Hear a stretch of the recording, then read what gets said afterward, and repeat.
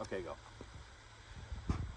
The Marin Water District and soon to be the North Marin Water District are requiring residences and commercial buildings to have backflow preventers on their water lines. The reason for it is that in the water supply, if the pressure declines in a city or in an area, it will suck water back through the system and put it into the main water supply. The problem with that is that in the water supply of a house, you can suck pesticides in your landscaping, you can suck, there's a lot of things that are bad that can go back into the water supply that they want to prevent. So the water districts are requiring this backflow preventer right here. So you can see how homes all typically have a meter right here, and the meter runs a line that goes directly to the house, and that's pretty normal.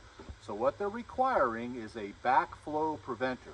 And the backflow preventer is this guy right here. Now you'll notice that it has two shutoff valves and has a backflow. The idea is that if anything tries to get back through this, it is going to prevent the water from coming through. And this is a backflow preventer. So we are going to start doing this as a service to our clients. You could either be proactive now and get it done. We're going to charge $3,100 for this backflow preventer. Other plumbers want $3,600. Another one wanted $4,500. Another one wanted $5,500. Do the same work. If you want to be proactive, I'm going to suggest that you do this now. It's going to cover, if you do any major remodeling, it's going to be required.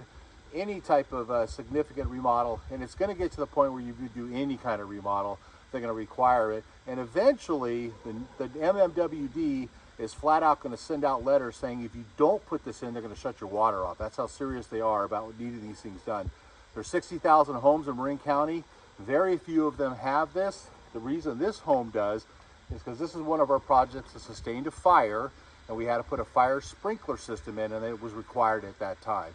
Now what this is a little cover, because you don't want this ugly old thing sitting in front of your house.